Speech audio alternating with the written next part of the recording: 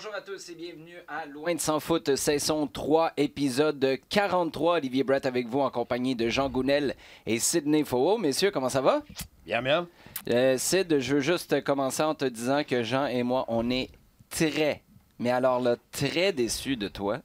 Parce que tu nous as absolument rien ramené du buffet de lundi avec Thierry Henry. Nous, on n'était pas sur place. Toi, tu y étais. Tu as fait des stories Instagram à gauche, à droite, en haut, en bas, puis tu nous as absolument rien ramené à ne plus jamais refaire. Je me demandais où vous étiez. Et puis j'ai mangé pour vous aussi, donc voilà. J'ai une grosse pensée pour vous. On est dans l'ère des sacs réutilisables. M'a t'en donné 3 à 4 la prochaine fois. Tu vas être capable de nous ramener quelque chose. Les gars, on va faire ça de manière un peu particulière, si vous le permettez, aujourd'hui. Évidemment, au cours de la dernière semaine, on était en direct jeudi dernier parce que la nouvelle venait tout juste de tomber. Thierry Henry, nommé entraîneur de l'Impact. Depuis lundi, justement, il y a eu la conférence de presse pour dévoiler Henry à la presse. Il y a eu une tournée des médias, dont un passage du nouveau coach de l'Impact à l'antichambre. Et j'ai l'impression qu'il y a tellement d'éléments là-dedans qui vont nous permettre de donner nos impressions sur l'arrivée de Thierry Henry à la barre de l'équipe que ça vaut la peine d'écouter ce segment-là. Si vous le permettez, c'est ce qu'on va faire.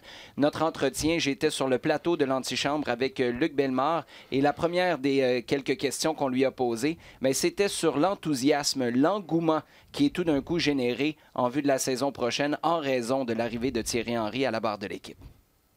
Oui, comme je dis bien souvent, j'ai pu le constater. Je ne m'attendais pas à ça. On m'avait dit qu'il allait y avoir du monde. Quand je suis arrivé à l'aéroport, on m'a dit il y a du monde dehors. Je pensais qu'il allait y avoir 2-3 caméras. Et voilà, rien de plus. Et puis il y avait du monde. Je ne m'attendais pas à ça. Conférence de presse, il y avait du monde aussi.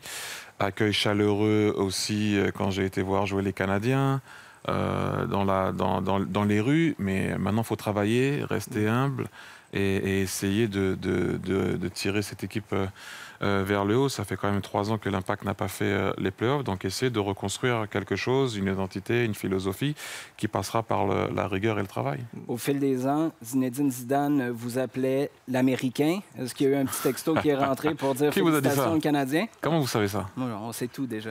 Ouais, non, il n'a pas encore envoyé le Canadien. Ça, il l'avait pas vu. Non, c'est vrai qu'il m'appelait comme ça l'Américain. Il m'appelle toujours d'ailleurs l'Américain. Maintenant, il va falloir qu'il m'appelle le Canadien. Ça va changer. Vous avez dit que vous avez quelque chose à bâtir. L'Impact a aussi besoin de résultats rapides. Est-ce que ça vous met pas une pression additionnelle, mais on a besoin de résultats au niveau de l'Impact? Déjà, votre arrivée donne un grand coup de main aussi, mais ça prend des résultats. Malheureusement, dans le sport actuel, si vous prenez le sport avant, les coachs avaient le temps de bâtir un héritage, comme on dit en anglais, legacy.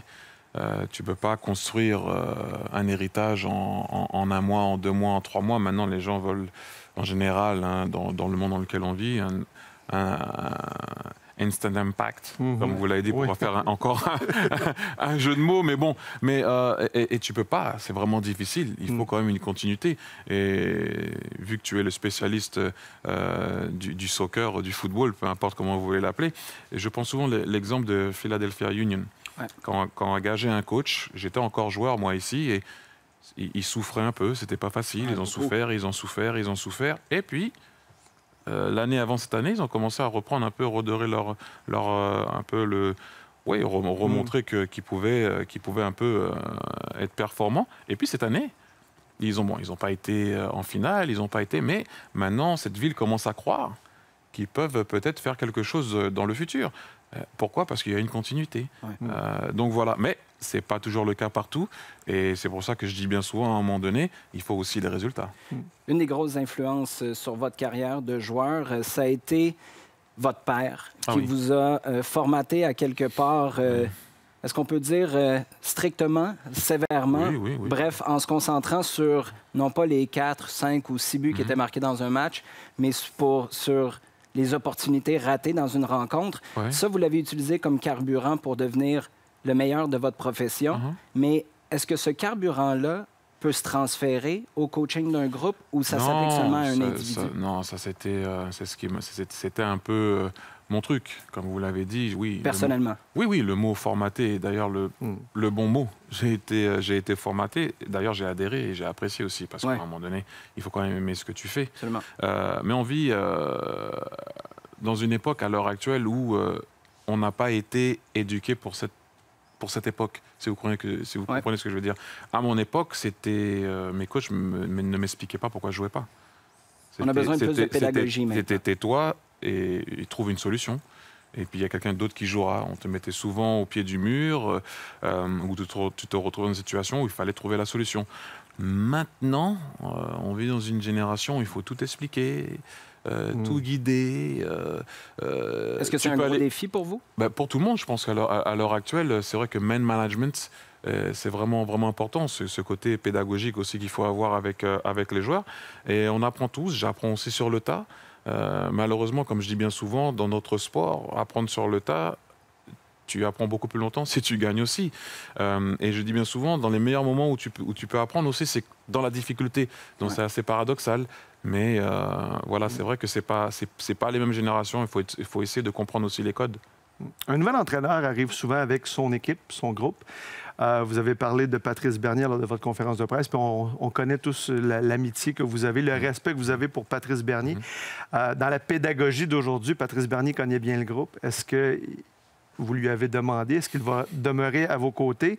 Et est-ce qu'il est important qu'un gars comme Patrice Bernier soit avec vous pour le groupe? Oui, bien sûr. À quel niveau? Encore une fois, je répète, on cherche encore à ramener des quelques touches dans le staff, mais on est quelque part chez lui.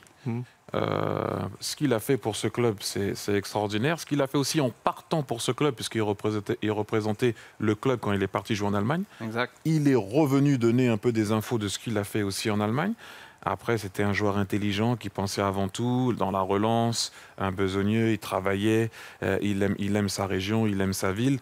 Donc, si jamais tu ne te sers pas aussi de cette influence, de l'expérience qu'il a au niveau de Montréal et de l'Impact, non, ça serait un peu dommage. Donc oui, il fera partie du staff. Il y a quelques années, quand vous étiez en train de faire vos licences d'entraîneur, vous avez dit que la grosse différence entre Thierry Henry, le joueur, et Thierry Henry, le coach, c'est que le joueur était prisé partout. Le coach, maintenant, il faut attendre que le téléphone sonne. Et ce matin, vous disiez que c'était pas un secret pour personne, que depuis Monaco, vous étiez disponible. Est-ce que cette période-là où le téléphone n'a peut-être pas sonné immédiatement, ça vous a fait douter ou ça vous donne plus faim? Non, pas du tout. C'était juste une constatation. C'est vrai que c'est un fait, quelque part. Mais pour revenir à ce que vous avez dit, ça fait un petit moment quand même que je suis en train... Les gens pensent que j'ai arrêté de jouer, je suis passé coach. Non. Non, il y a eu Arsenal, les moins de 18. Ça fait 3 ans. Ça m'a mis 3 ans pour passer mes diplômes. Je suis passé avec les moins de 18 d'Arsenal, assistant. Même pas coach, donc assistant. Donc, il faut passer par où il faut passer. Quelques aussi séances avec les moins de 13, moins de 15 à Arsenal. Je suis passé assistant avec l'équipe de Belgique. Bon, après, je suis parti à Monaco. Donc, il y a eu quand même une évolution, un apprentissage. Et maintenant, il faut apprendre sur le tas. Et c'est ce qui manque. En terminant, qu'est-ce qu'on peut vous souhaiter, Thierry Henry, pour votre nouveau départ? Et avec la Ligue des Champions, le travail va commencer assez rapidement. Oui, ça commence par la Ligue des Champions, mais je dis bien souvent, c'est pas ce qu'on peut me souhaiter, c'est ce qu'on souhaite à l'Impact. Donc c'est moi, c'est tous ceux qui aiment l'Impact, c'est tout le monde, toute cette ville. On se souhaite quoi dans ce cas-là? Voilà. Écoutez, je dis bien souvent, si on peut retourner en play-off, en espérant qu'on le fera, gagner, après, il y a pas mal de paramètres. Gagner les play-offs, c'est pas toujours évident, mais commencer à croire qu'on peut. C'est pour moi super important et à ramener la communauté de notre côté, que les gens de Montréal et les Québécois puissent se voir aussi dans l'équipe. Et je pense qu'à un moment donné, que quand les gens parlent de l'Impact, qu'ils parlent de l'Impact et pas seulement « Oh, lui, il joue là-bas. Oh, lui, il est venu là-bas. Oh, il y a 2 ans, il y avait lui. » Qu'on parle de l'Impact et d'un style de jeu. Après, ça, c'est un gros souhait que j'ai et j'espère qu'on va pouvoir y arriver. Thierry Henry, merci de votre passage à l'antichambre. Merci. Bienvenue au Québec, bienvenue à Montréal et bonne saison avec l'Impact de Montréal. Merci Olivier aussi. Merci.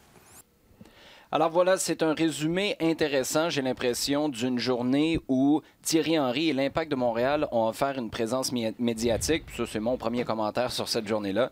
Très généreuse. Je ne m'attendais pas déjà à voir Thierry Henry sur nos plateaux. A fait la tournée des médias pour passer son ou ses messages. Sid, si on commence par toi, la première chose qui te frappe dans le discours de Thierry Henry, c'est quoi?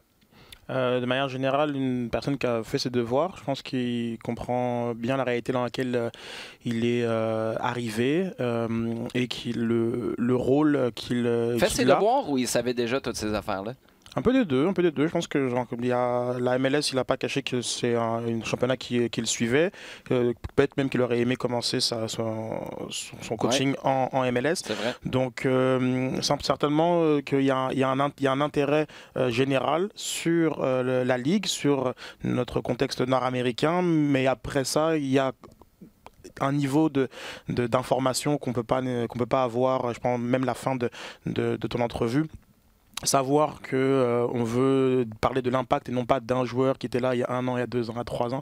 Ça, c'est vraiment un degré d'information qu'on a en faisant ses devoirs. Parce qu'effectivement, l'impact doit arriver en tant que club à transcender d'une certaine manière les joueurs qui portent son maillot. Donc oui, une personne qui a fait ses devoirs, une personne très intéressante, très charismatique. Si je me replonge un peu à lundi, parce que maintenant il y a beaucoup d'analyses là, mais à lundi, mon ressenti, mon feeling, c'était beaucoup de plaisir. C'était vraiment très agréable, une conférence de presse très bien menée par Thierry Henry, et puis vraiment une belle personnalité. Vraiment. Beaucoup de plaisir, mais un peu plus de sourire, ça tuerait personne. Et là, je parle pas de Thierry Henry, là, je parle de l'Impact de Montréal de manière générale. Je comprends qu'il y a eu les bilans où là, c'était pas la fête.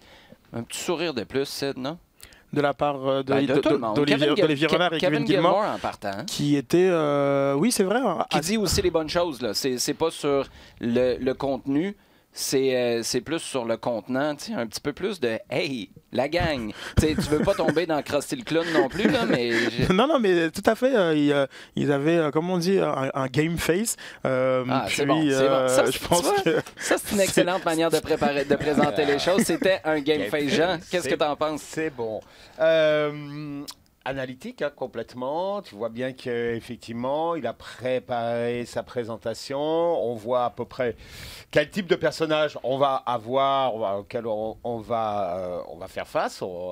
Pas beaucoup n'est pas rentré du tout dans le contenu de ce qu'il va faire ou même de l'équipe du tout. Hein, pas des joueurs, mais au cours de la journée, il a dit qu'il voulait un soccer qui allait vers l'avant, qui construisait de derrière, mais qui était très conscient qu'en MLS, tu peux pas toujours le faire. Donc, il allait avoir une grosse importance accordée au plan B à l'intérieur du plan A. Ce qui veut dire que, d'accord, on veut construire, mais le jour où tu as une équipe qui te presse d'une manière ou d'une autre, où tu as un match qui part en vrille, ben, tu es capable d'y aller de manière plus directe que construite. Oui, c'est ça. Donc, une mise en place de base qui soit suffisamment solide pour répondre à peu près n'importe quelle situation de jeu.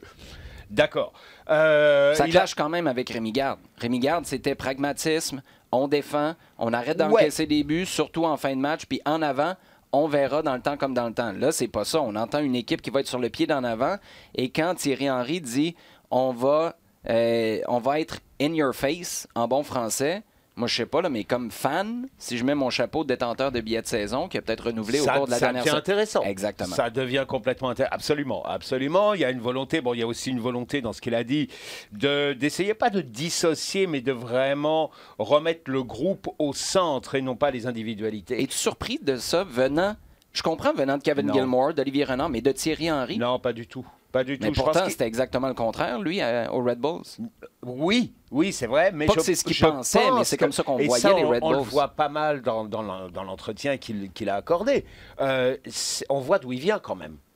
On voit d'où il vient. Le tournoi d'Arsenal, Monaco à l'époque, le Barça. C'est ça, effectivement. Monaco et la façon dont il est devenu Thierry Henry. Et là, on parle de Monaco joueur, Thierry Henry joueur, pas les quelques mois à la barre de l'équipe. Et on voit pas mal d'où il vient, et jusqu'à 98, essentiellement, c'est quelqu'un qui vit au sein du groupe, qui ne ressort pas particulièrement du groupe et qui progresse avec et qui jusqu'à ce moment-là, n'est pas une vedette du tout. Et je pense que ça, c'est resté. Et je pense que d'ailleurs, dans son passage à Monaco, c'est quelque chose qu'il a essayé, comme entraîneur cette fois-ci, qu'il a essayé de mettre en pratique. Et ce qu'on voit là, dans son discours, entre les lignes, c'est de ne plus parler de l'Impact comme le club de Marco Di Vaio, de Didier Drogba ou de Nacho Piatti, mais de parler Ou de Thierry Henry. Ou de Thierry Henry à partir de aujourd'hui, maintenant. bien sûr, mais de mettre l'équipe au centre du débat. Es-tu surpris? Moi, là, je pourrais comprendre des supporters qui me disent « Hey, tu vas pas nous comparer à l'Union de Philadelphie, là, c'est plate de chez plate. » En même temps, je peux aussi comprendre la réalité dans laquelle on vit. Et c'est là où moi, je vois d'un bon œil le fait que Thierry Henry ne compare pas l'Impact, même pas à Sporting Kansas City, par exemple, certainement pas à Atlanta, à LAFC, au LA Galaxy, aux équipes d'expansion qui s'en viennent. Tu compares à l'Union de Philadelphie avec Jim Curtin, à qui on a fait confiance. On est allé chercher un directeur sportif qui avait une expérience nord-américaine, mais qui avait aussi une grosse expérience en Hollande, où là, l'objectif numéro 1, c'était de former des jeunes joueurs.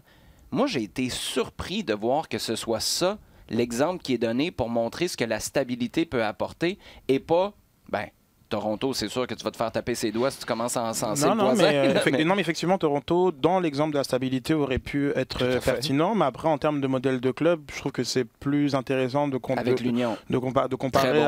l'Union que de comparer avec Atlanta, LAFC, à la rigueur, on peut même Seattle ou Toronto, ou finalement les plus gros budgets de la Ligue. Parce qu'à moins qu'il ait des informations privilégiées sur les volontés de dépenses de Joe Saputo, c'est complètement hors propos aujourd'hui de se comparer à ces clubs-là qui investissent des sommes que l'Impact n'est pas capable. Maintenant, l'argent n'est pas tout dans le foot. Il y a la manière de le dépenser. Et sur ça, c'est à lui de faire un travail conjointement avec Olivier Renard pour arriver à trouver des joueurs qui ont le profil. Là, on sort un peu d'Olivier Renard, qui est le profil d'optimisation pour la revente, mais qui ont le profil de ses ambitions en termes de style de jeu que je trouvais quand même assez élevé. Puis, c'est sûr que peut-être que de notre perspective d'analyste soccer, la partie où il commence à parler de la ligne de pression, de comment sortir un ballon, c'est quelque chose qui va nous chercher un peu plus que des informations qu'on sait sur Thierry Henry, mais il faut avoir un effectif qui est capable de coller à sa philosophie, c'est impossible, ou identité et même style de jeu. Tiens, on va prendre un terme beaucoup plus terre à terre. L'un va pas sans l'autre, et il aura beau avoir des ambitions dans le jeu, s'il y a des joueurs qui sont pas capables de les réaliser, il va rien se passer. Donc sur ça, il apparaît de rigueur, travail. Je trouvais ça très pertinent. Peut-être même les premiers mots d'ailleurs de son entrevue avec toi, qui étaient, il s'attendait pas à l'engouement. Et là, il dit, il y avait du monde à l'aéroport, je m'attendais à quelques personnes, 1 ou 2 caméras. Finalement, c'était pas mal plus imposant que ça. Il n'a pas vu ce qui s'est passé avec Didier Drogba à son arrivée, là, de toute évidence. Et pourtant, il lui a parlé à Drogba. Oui, et puis c'est drôle que je crois aussi qu'il a compris quelque chose, c'est que c'est pas simplement un engouement qui est lié à sa présence en termes d'aura, Thierry Henry, la légende du football, mais c'est aussi une exigence qui va venir avec, une exigence du public, d'un public qui a quand même des attentes, qui a une forme de connaissance, des médias aussi qui ont été remplis, et que finalement peut-être que c'est un marché en MLS où au niveau du foot, il y a quand même énormément d'attentes sur les acteurs. Et ça, je pense qu'il l'a compris lundi, jeudi à son arrivée, puis après, tranquillement, pas vite, jusqu'à lundi. Il va être scruté. Il va vraiment être scruté. Et c'est pas non plus comme si c'est quelque chose qui est étranger à sa carrière, mais je pense qu'il a pris conscience que Montréal est assez particulier en ce sens. Il y a ça dans son travail, parce que je pense que c'est quelque chose que... Je reviens sur Wilmer Cabrera, mais il ne s'attendait pas à ce genre de présence médiatique, à ce genre de questions-là sur ses choix, que ce soit en match, avant les matchs pour le 11 de départ, en cours de rencontre pour les changements, les entraînements. À un moment donné, là, il s'est senti un peu pris dans un coin. Donc, il y a le côté coaching, mais il y a aussi l'aspect où, puis on l'entendait dans l'entretien tout à l'heure, Thierry Henry nous dit on a un devoir, puis c'est pas lui seul qui a cette mission-là, mais on a un devoir de ramener les supporters, de retisser des liens avec eux. Et ça, je trouve ça intéressant parce que ça se fait de plein de manières. Ça se fait par des journées médias. Il ne peut pas vivre ça tous les jours. D'ailleurs, avez-vous l'impression que c'est la première fois que Thierry Henry vit une journée comme ça? Il l'a sûrement déjà fait pour des commanditaires, mais pour une équipe, il n'a jamais vécu ça. Une tournée média là, où tu te promènes d'une station de radio à l'autre, jamais. Je pense quand même que son arrivée à Barcelone, ça a été fait en grande pompe. Non, c'est fait en grande pompe, mais tu fais une place, une conférence de presse. Après ça, tu fais pas le tour de 50 médias en ville. Ah, tu vas pas le faire à New York parce que c'est... Donc, on est d'accord. C'est un peu compliqué. Et je vois ça d'un très bon œil. Je suis pas en train de dire qu'on l'a... Mais il y a un effort. On l'a martyrisé, loin de là. Mais ça passe par la présence dans les médias. Ça va passer par le style de jeu. Ça va passer par sa manière de transmettre son message dans les médias aussi, parce que là, on a vu le Thierry Henry qui était chaleureux. Thierry Henry est capable d'être cassant aussi. Il est capable de te remettre à ta place, puis assez rapidement, merci. Mais c'est pas ce côté-là qu'on a vu en ce moment, et je pense que ça vient, puis j'interprète, là. C'est un jugement de ma part, mais ça vient peut-être du fait qu'on lui a dit, là, c'est pas juste gagner des matchs sur la route en début de saison. Il faut remplir le stade aussi. Il faut créer un enthousiasme. Il faut recréer quelque chose parce qu'effectivement, on s'essouffle sérieusement là au niveau... Ouais, et aurais-tu pensé que Thierry Henry se serait prêté à ce jeu-là, aurait accepté ce genre de mission-là au-delà du coaching? Moi, ça me surprend un peu. Non, très positivement. Je pense que non. Je pense que d'ailleurs, il en donne des petits, il donne des petits indices dans l'entretien en parlant un petit peu de comment il faut évoluer avec le moment. Quand il dit, il faut peut-être prendre plus de temps. Il parle d'abord des joueurs, mais je pense que c'est aussi d'une façon générale. Prendre plus de temps de parler, prendre plus de temps d'expliquer. On est dans un moment où le discours ou l'explication est nécessaire, est important. Il dit ça. Il dit aussi, oubliez pas que, dans mon bagage, moi j'ai quand même, si je suis entraîneur, j'ai mes diplômes. J'ai passé mes diplômes comme il se doit et j'ai commencé là, dans l'évolution. Donc, ce que je fais là, c'est que je suis dans l'apprentissage aussi. Je passe à un niveau supérieur dans mon expérience, dans mon apprentissage qui va se faire avec ce groupe-là. Donc, non, je pense que ça correspond assez bien, je pense, à l'ambition qu'il a vis-à-vis du club, vis-à-vis de l'engagement et vis-à-vis de lui-même aussi. Avant de conclure là-dessus et de passer à deux petits points qu'on a sur l'Impact de Montréal et ensuite parler d'un certain José Mourinho qui débarque à Tottenham. Les gars, avez-vous l'impression que le nerf de la guerre, et là on parle de Thierry Henry, le coach, pas le vendeur de billets, le communicateur et la carte postale pour l'Impact de Montréal, le nerf de la guerre, ça va être cette communication-là avec son groupe, parce que j'ai le feeling qu'on a un gars de 42 ans qui débarque, mais un gars de 42 ans qui s'en va sur 57. Ça a l'air d'être un gars old school qui a apprécié, quand on passe son parcours, là, les moments difficiles où on lui a dit, comme Henry le disait dans l'entrevue, tais-toi, prends ton trou, travaille fort, puis on va pas t'expliquer ce que tu as à apprendre, il faut que tu le comprennes toi-même. Il a semblé les apprécier, ou ça semble être des moments qui cultivent très positivement dans sa tête. Mais là, tu peux pas coacher une équipe de cette manière-là. Avec le recul, je pense pas qu'il les ait vécus aussi bien que ça. Hein. Et de là, ma question, est-ce que c'est sa capacité à fédérer un vestiaire qui va être le nerf de la guerre ici? Déjà, revenir sur cette anecdote avec son père, parce que j'ai lu sa biographie, on a fait vraiment un pataquès dessus, mais c'est pas ça qui le définit forcément en tant que joueur, en tant que style.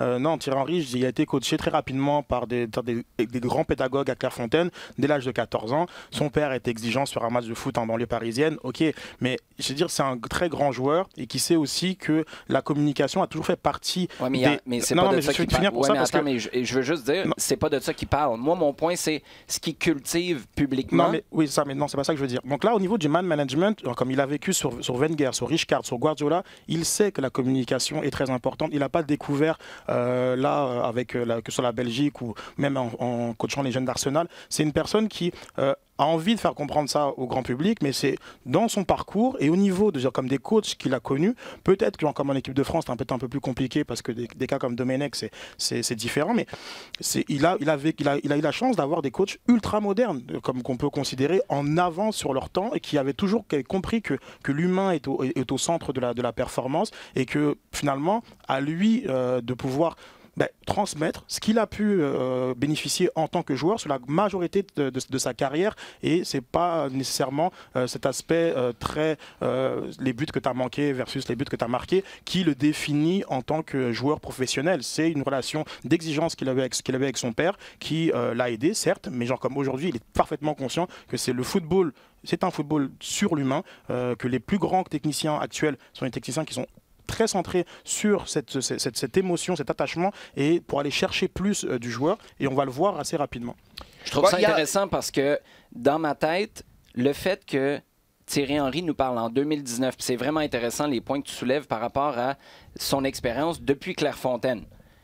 Mais, quand Thierry Henry nous dit, de nos jours, la nouvelle génération, mais Clairefontaine, c'est parce que ça fait 25 ans qu'il est passé par Clairefontaine. Puis là, il y en a 6 des générations de joueurs de soccer qui sont passés depuis ce temps-là. Et il parle encore, c'est pour ça que je dis 42 qui s'en va sur 57. Je comprends que ce qui a façonné son parcours, c'est des grands pédagogues. Mais quand ce qui est ressorti pour expliquer son succès, son obsession pour marquer des buts, c'est une façon de voir les choses avec des œillères qui est basée seulement sur oublie les séquences où tu as raté une occasion, puis concentre-toi sur en marquer 25 pour éviter de focaliser là-dessus. Moi, je trouve ça intéressant parce que c'est pas parce que tu es passé par des grands pédagogues que tu en deviens un. Ça se peut que ce soit pas eux que tu écoutais, puis tu as juste été influencé par osmose. Et c'est ça que j'ai hâte de voir au cours des prochaines années. Il y a un temps de réflexion parce que, oublie pas que le Thierry Henry d'Arsenal, le Thierry Henry de l'équipe de France, ça a été aussi celui de la Juventus où ça s'est très mal passé et qu'il a dû se réinventer d'une certaine façon comme personne parce que ça a coïncidé avec un départ dans une toute autre culture dans laquelle il s'est totalement épanoui. Ça, absolument. Comme joueur aussi, parce qu'il a été amené à évoluer dans sa façon de jouer. Et il est devenu l'attaquant avec Arsène Wenger et avec Arsenal qui était absolument phénoménal. Donc, je pense que ce chemin-là, il est en train de nous dire que peut-être aussi, il faut le faire en tant qu'entraîneur, en tant que relationnel avec son joueur. Et que, d'une certaine façon, parce qu'il a appris avec les moins de 18 à Arsenal, ce qu'il a vécu de moins bien à Monaco, c'est en train de façonner le Thierry Henry qui vient à Montréal aujourd'hui, qui semble un peu plus clair dans sa façon de gérer, de discuter, d'avoir un relationnel avec, d'une part avec son groupe et d'autre part avec le milieu autour. Et juste pour conclure rapidement, Olivier, mais je le vois aussi plutôt de l'autre côté. C'est pas forcément lui qui est en train de faire ce travail-là, mais il est en train aussi de nous dire que la réceptivité des jeunes, pour faire globalement, est très différente que celle peut-être de son époque et de ce qu'il a connu. Et à ce moment-là, c'est vrai que le travail va être différent et l'emphase sur la communication et sur le relationnel est plus fort parce qu'effectivement, quand on arrive et qu'on a un joueur d'un niveau de Mbappé, comment on arrive à te faire aller plus loin et qui est finalement la marque des plus grands. Et parce qu'on a par exemple, dans le même exemple, un Dembélé qu'on me dit mais il peut faire tellement plus. Mais lui, il se dit mais je suis déjà au Barça et titulaire un match sur 2. Mais genre comme toi, tu t'aspires à me voir faire plus encore. Donc c'est cette complexité qu'il a aujourd'hui à pouvoir pousser et peut-être qu'à l'époque il avait des outils comme on prend l'exemple de son père, même Clairefontaine c'est pas non plus une cour de récréation, des outils peut-être plus fermes de rigueur qu'aujourd'hui il ne peut plus avoir comme levier pour aller pousser des jeunes qui sont de moins en moins réceptifs à la critique et qui sont aussi peut-être un peu plus complaisants sur leur niveau alors que certains peuvent faire beaucoup plus que ça et on en a chez nous parce que ça qui est intéressant si on rattrape ça, on remet ça au contexte de l'Impact de Montréal. Je vais pas les indexer forcément, mais je sais qu'un Balou Tabla, un Jackson Hamel, on sait très bien qu'ils peuvent faire beaucoup plus. Maintenant, comment on arrive à ça, sans nécessairement être dans de la rigueur ou genre comme d'une sévérité, mais dans ce man management-là dont il parle, pour que ces joueurs-là comprennent pour eux-mêmes qu'ils doivent aller plus loin. Alors, Gio Concours. Orgi concours, Orgi MVP.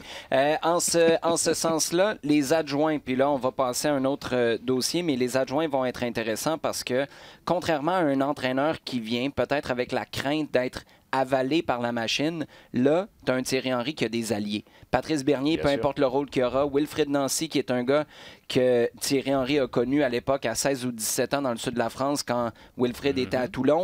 Tu avais Henry à Monaco. Ben ça, je pense que ça crée un climat de confiance où tu n'es pas obligé de rentrer comme un dictateur pour imposer ta volonté. Tu as des alliés, puis ça peut t'aider à faire un petit bout de chemin. Parlant de faire un petit bout de chemin, les gars, un petit commentaire sur Daniel Lovitz échangé à Nashville en retour de 100 000 $ en argent d'allocation, plus une place de joueur international. Et Victor Cabrera, lui, qui quitte l'Impact arrivé début de la saison 2015, quitte l'Impact échangé à Houston en retour de Romel Kyoto, plus, 100 000 d'argent d'allocation. Qu'est-ce que vous pensez de ça? Peut-être quelque chose... Défense? À l'Impact? Il t'en reste un char et une barge. Là. Corrales, Raitala, Camacho, on a encore nos vieux Français aussi. Mais je pense que moi, ce que j'apprécie beaucoup de ces échanges-là... aussi. Exactement. Ce que j'apprécie beaucoup de ces échanges-là, et je pense que c'est un point que tu amènes souvent au podcast, Olivier, c'est que l'Impact utilise les mécanismes de la MLS, c'est que l'Impact s'inscrit dans ce système qui est la MLS, où on ne doit pas perdre des joueurs pour rien. Ambroise Oyongo, qui est titulaire à Montpellier en Ligue 1, on l'a perdu pour rien. Il n'y a aucun retour sur Ambroise Oyongo. Et ça, c'est impossible que ça arrive à l'Impact dans le système de la MLS. On ne peut pas se le permettre. Ceci dit, tu pouvais pas... L'argent allait aller aux Red Bulls avec cet échange-là. Ouais. C'était un peu bizarre, mais c'est un bon exemple quand même que tu mets de l'avant. Et c'est pour ça que je salue le travail, j'imagine, de Vassili sur ces... Ça doit être un acteur majeur de exactement de ces échanges, puisque 50 000 de gamme, 50 000 de TAM, une place internationale, on sait très bien que l'Impact en a besoin, des places internationales. Pour un Daniel Lovitz, c'est un excellent retour et qu'il faut continuer, il faut que ça s'inscrive dans les façons de faire. D'arriver à jouer avec tous ces mécanismes-là, c'est certain. Et on parle de Romel Kyoto, là, c'est Jérémy Filosa, si je ne me trompe pas, qui avance que Kyoto resterait peut-être même pas ici et que ce serait un mécanisme, parce que ce gars-là est sur juste un peu moins de 600, je pense. 500 000, puis sur une année d'option, il gagnerait moins, donc on n'est pas certain qu'elle sera activé. Oui, mais c'est ça, parce que là, activer l'option, d'ailleurs, tout dépendant du moment où vous écoutez cette balado, c'est dans quelques heures. On enregistre le jeudi matin, donc on n'est pas capable de dire qui a une option exercée ou pas, mais cas de figure. Et c'est là que je trouve la réflexion vraiment intéressante et on vient de passer à un autre niveau.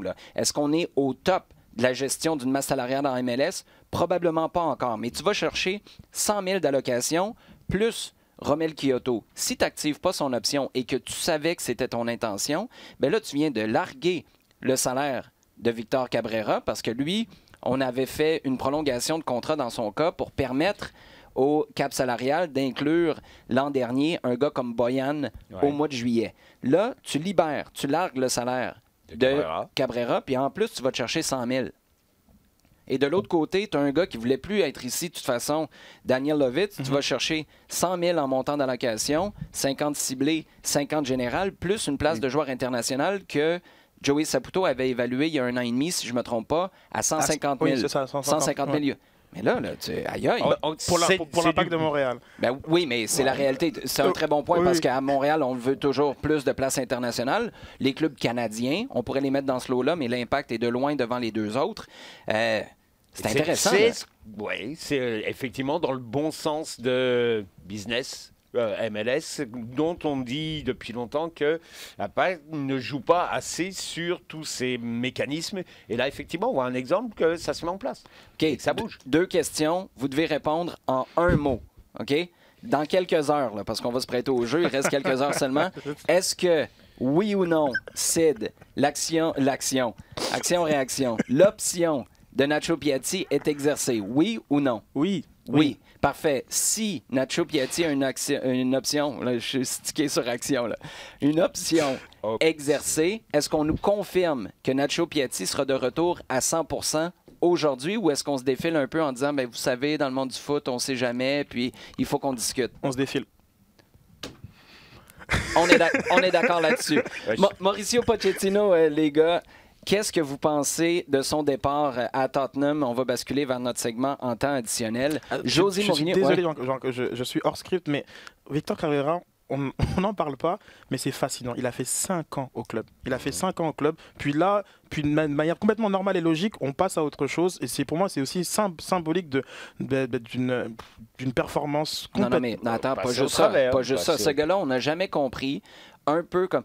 C'est la filière argentine avec des agents, à mon sens, souvent à qui on disait, regarde, on va essayer de travailler ensemble, construire quelque chose. Et tu sais, il a rendu des services intéressants sur plusieurs très bons matchs, Victor Cabrera, mais il y a eu une place qui a été démesurée dans l'effectif où il semblait toujours indélogeable, toujours protégé dans les repêchages d'expansion, etc. Nick DeSantis n'est plus là. Exactement. Et moi, je pense qu'il y a quelque chose là-dedans. Je suis pas en train de dire que Nick DeSantis est celui qui a toujours voulu garder Victor Cabrera au club. C'est pas ça du tout.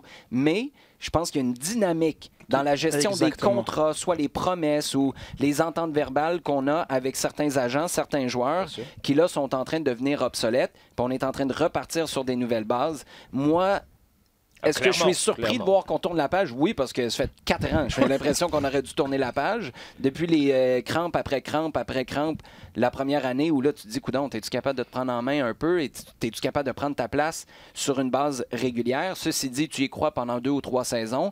Puis là, tu te dis, ben, ils vont le garder ad vitam aeternam, qui partent en ce moment. Nelson Rivas. Wow, boy. OK. Mauricio Pochettino maintenant. Surpris de le voir partir ou surpris surtout de voir José Mourinho prendre sa place? Bon, je crois que l'info, c'est l'arrivée de Mourinho, c'est pas le départ de Pochettino. Parce qu'on en parlait depuis un bout. Et il y a toujours eu, depuis quand même 1 an et demi, il y a toujours eu cette ombre-là. Est-ce qu'il va partir? Est-ce que on parle de lui au Real? On parle de lui à Manchester United? Il y a eu toujours... Mais c'était lui qui partait pour quelque C'est chose de lui qui mieux. partait C'était pour pas autre chose. José Non, Mourinho non. qui venait piquer sa place. Non, Surtout pas Mourinho. Absolument. Mais on sentait bien que d'une façon ou d'une autre, Pochettino Tottenham, ça n'allait pas durer 20 ans. C'était vrai. certain. Hein. Et qu'à partir du moment où effectivement ça avançait trop lentement, pour plein de raisons, et pour un nombre, et tout le monde est d'accord à le dire d'ailleurs, des raisons qui essentiellement ne sont pas de son fait. Tu veux dire les finances? Ouais, les transferts? essentiellement un gros problème qui dure depuis 1 an et demi parce qu'il faut remonter là pour voir le début de la fin, je dirais, que ça remonte à 1 an et demi et l'absence de recrutement qui a été effectué. Le fait que ce groupe-là, qui en quelques années était monté comme ça avec d'énormes promesses, parce que c'est ça qu'on voit de Tottenham, c'est les promesses de ce groupe, elles n'ont pas été réalisées parce que le groupe n'a pas continué de s'enrichir. Et au bout du compte, tu te dis, ça peut finir que comme ça. Alors, il suffit d'une période. Moi, j'ai l'impression que le board directeur dirait oui, on a continué de s'enrichir, on n'a pas vraiment plus dépensé, on n'est pas allé chercher personne. Le club a continué de s'enrichir. Le vestiaire, un peu moins, lui. Non, mais écoute, ils arrivent. Essentiellement, on nous a expliqué la même chose qu'à Arsenal, c'est qu'on ne fait rien parce qu'il y a le nouveau stade qui coûte 1 milliard. Ça coûte cher à développer dans le nord de Londres. Hein? Et plutôt, oui. Mais pourtant, t'as pas la NFL qui subventionne tout ça là, au Tottenham Hotspur Stadium? J'aimerais bien. Et puis, ce qui fait que le club, il a maintenant la nécessité de jouer la Ligue des Champions tous les ans et qu'à partir du moment où on sent que peut-être que ça va être embêtant, on va chercher un gars qui va te gagner la Ligue Europa. Qui va qualifier pour la Ligue des Champions. C'est ce qui s'est passé avec United. Et finalement, il avait sauvé les pots à ce moment-là. Sid, si t'es un fan de Tottenham en ce moment, tu te sens comment? Mal. Je pense pas que ce soit reçu nécessairement comme une bonne nouvelle l'arrivée de Mourinho, qui est un spectre. Hein, je veux dire, il mettait une pression sur tous les coachs qui étaient un petit peu en difficulté, comme Pochettino va en mettre aussi maintenant qu'il est sur le marché.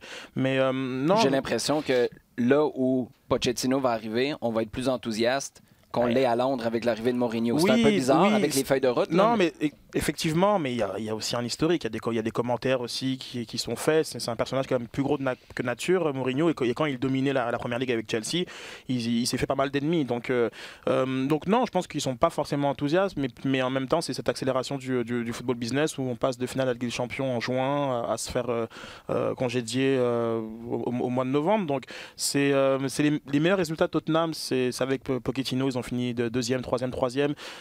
C'est surprenant à ce titre-là, mais en même temps, ça s'inscrit tellement dans cette volonté de rentabilité sportive et financière que, on n'est pas si surpris. Il y a Adam Nouboud qui nous pose la première de nos questions dans la section sujet chaud. Mourinho à Tottenham ou Thierry Henry à l'Impact? Quelle embauche est la plus surprenante? Henry. Ouais, Henry.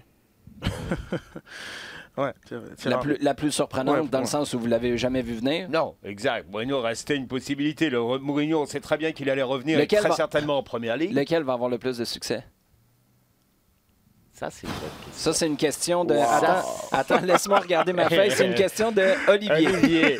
Le petit Olivier. Hashtag LDSF. Lequel va avoir plus de succès? Mourinho à Tottenham ou Henry à l'Impact?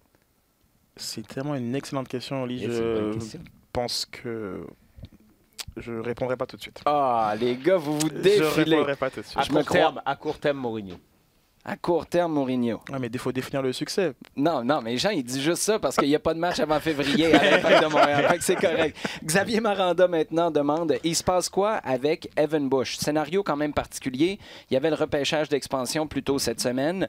On est obligé de placer des joueurs disponibles pour être repêchés. Il y en a d'autres qu'on protège. Là, Evan Bush, gardien numéro 1, jusqu'à preuve du contraire de l'Impact, pas protégé, pas ramassé par personne non plus, parce que j'ai l'impression qu'il y avait un peu de back-channeling là-dedans, parce qu'on savait que Daniel Lovitz, ça s'en venait, puis on était capable de négocier avec Nashville. Ceci dit, as-tu l'impression, Sid, qu'il va y avoir des relents de cette décision-là de ne pas placer Bush sur la liste de protégés? Non, oui, c'est certain. Après, il y a quand même pas mal de mécanismes qui rentrent en considération dans le choix des joueurs qu'on protège. Selon la nature des contrats, il y a des joueurs qui peuvent peut-être plus facilement se faire repêcher que d'autres.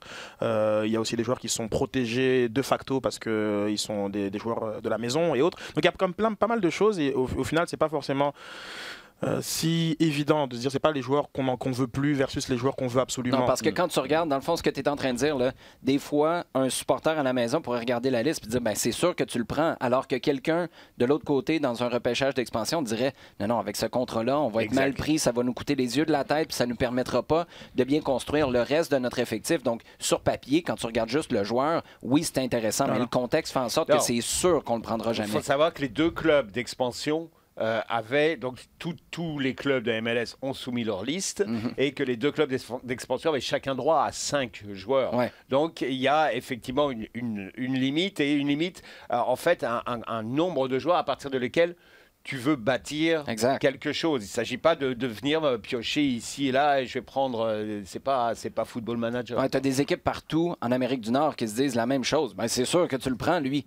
Non, mais tout à fait. Et puis peut-être que, dépendamment de comment ça a été amené à Evan Bush, c'est quelque chose qui peut être préjudiciable ou pas du tout. Parce que si on dit à Evan Bush, écoute, à 350 000, et selon d'ailleurs même les ambitions de Nashville ou de l'Inter, tu n'es pas du tout dans leur plan. Donc il n'y a aucune chance que tu sois repêché. Et c'est pour ça que tu es sur la liste. Faut qu'il y ait un lien de confiance. Par contre, c'est tellement intéressant ce que tu dis là. D'en avoir discuté en amont, c'est essentiel. Peu importe ce qui arrive par la suite avec Bush, mais que Bush croit ce que tu lui dis à ce moment-là. Oui, et on sait très bien qu'à l'Impact, c'est toujours une question de confiance. Mais je pense que quand même, en tout cas, si ça n'a pas été discuté, oui, comme là, j'aurais pu répondre à ta question de façon plus succincte. Oui, parce que numéro 1... Oui. Diop était protégé. Mais je pense que là, on revient à ce que Sid disait tout à l'heure. C'est probablement la situation contractuelle ou peut-être aussi un message qu'on est en train d'envoyer à Evan Bush pour préparer la suite. Mais si c'est le cas, aïe, ça va revoler. Moi, j'aurais pas été surpris de voir Evan Bush partir parce que quand je pose des questions à des gens qui travaillent dans d'autres marchés en MLS, tout le monde, sans que j'enligne la discussion de cette manière-là, tout le monde me disait... Pour une équipe d'expansion, un gars comme Evan Bush, il ne gagne pas trop cher, il a de l'expérience, c'est un Américain, ça peut être intéressant. À Nashville, moi, personnellement, je l'aurais vraiment vu être pris par Nashville. C'est un bon communicateur avec ses coéquipiers. C'est quelqu'un qui parle avec bien, les médias qui parle aussi. beaucoup plus avec les médias, mais dans un vestiaire. Ça ne veut pas dire qu'il ne peut pas partir encore, les gars. Non, c'est sûr. À suivre. Il y a Charles-Antoine maintenant qui nous demande est-ce qu'on peut croire au dossier Kyle Larin à Montréal? Parce que là, il y a des rumeurs qui se promènent sur le web comme quoi on serait intéressé du côté de, là, je ne sais pas qui il faut se pointer du doigt, Thierry Henry, l'Impact de Montréal de manière générale, Olivier Renard comme directeur sportif. Bref, choisissez votre homme. Kyle Larin à Montréal, votre réaction, ce serait quoi? C'est parce qu'on a Thierry Henry qu'on essaye de chercher que des attaquants maintenant? Non, mais non, c'est parce que tu as Maxi Urruti que tu cherches que des attaquants maintenant. Right. Exactement. Mais donc, bon, ça a déjà été démenti apparemment par l'agent de Kyle Larin, qui trouve que son poulain fait très bien en Belgique. Je pense qu'il a 7 buts, 6 passes en 13-14 matchs. Mais j'aime beaucoup cette rumeur-là. Moi, je trouve que voilà, un jeune Canadien, puis attaquant, on va pas se cacher que quand même, je pense qu'il y a pour moi personnellement un endroit où il faut absolument qu'il y ait du changement, c'est devant. Donc, j'aimais bien l'idée de cette rumeur. Vous n'avez pas d'inquiétude sur la personne? Moi, je suis surpris là, le sportif, oui, mais hey, Kyle Larin avec le Canada, là, ça, puis Mesut Özil à Arsenal, en termes d'énergie, de présence que tu amènes sur un terrain, en tout cas, de l'extérieur, je ne suis pas dans le vestiaire, mais ça n'avait pas l'air d'un gars hyper motivé. Je comprends que c'est en sélection, c'est une réalité différente, puis à Orlando, chapeau, il a été très bon. Mais avec cette histoire-là de... sélection canadienne où tu n'avais pas l'air d'avoir envie de te pointer. Il s'était dirigé vers la Gold Cup en cours de tournoi en 2017. Puis finalement, ça a fait de patate. Mais ça a surtout fait de patate parce que tu le mets là, sur un piédestal, avant tout le monde. Très mauvaise gestion de la situation, remarque. Moi, sportivement, le gars a prouvé qu'en MLS, il est capable de faire des gros dommages. Sur la personne, par contre, là, je ferais une entrevue. Ce serait pas, tiens, pour reprendre un contexte très impact, là, ce ne serait pas le seul gars que je rencontrerais. Oui, on n'en a pas parlé, mais c'est intéressant. Mais par rapport à ça, c'est là où, pour moi, il y a l'effet Thierry Henry. Effectivement, tes points sont extrêmement valides sur la personnalité de Kyle Larin, qui a eu même des problèmes vraiment en dehors du terrain à Orlando, qui a précipité son départ d'ailleurs. Mais c'est là que, voilà, donc, comme la perspective d'être coaché par un Thierry Henry, aussi une personne qui peut te regarder droit dans les yeux et t'expliquer le relationnel, qu'est-ce que ça prend. C'est un Canadien aussi. Ça, il faut rentrer dans l'équation. Pas de place internationale, un gars qui connaît la MLS. Bien sûr. Mais un petit peu comme peut-être que Drogba le faisait. On s'est quand même aperçu quand Didier était là qu'il y en a qui étaient même pas mal meilleurs avec lui dans les vestiaires qu'ils le sont s'il n'y avait pas sa présence. Donc peut-être c'est que ce côté-là me fait pencher sur que des profils problématiques. Mais après, bon, j'espère que ce serait pas faut pas un autre arrive nos vélos non plus. Donc faire attention à ça. Là.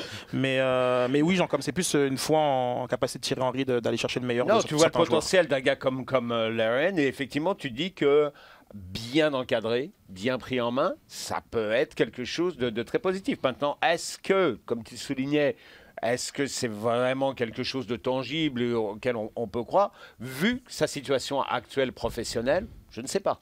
N'importe quoi qui touche à la Belgique, les gars, pour les 6 prochains mois, ça va être mur à mur, un peu comme toutes les rumeurs entourant José Mourinho à gauche, à droite, on va vivre la même chose avec Thierry Henry aussi au cours des prochaines années. Bref, c'est des dossiers sur lesquels on va avoir la chance de revenir régulièrement dans un futur rapproché. Jean, Sid, merci beaucoup. Merci bien. Toujours un plaisir. Merci à vous d'avoir envoyé vos questions et d'avoir écouté ce podcast. Vous pouvez nous envoyer vos questions sur Twitter tout au long de la semaine, #LDSF. Vous pouvez également consommer tout le contenu sur la rds.ca/balado-diffusion, ainsi que sur les applications RDS et iHeartRadio.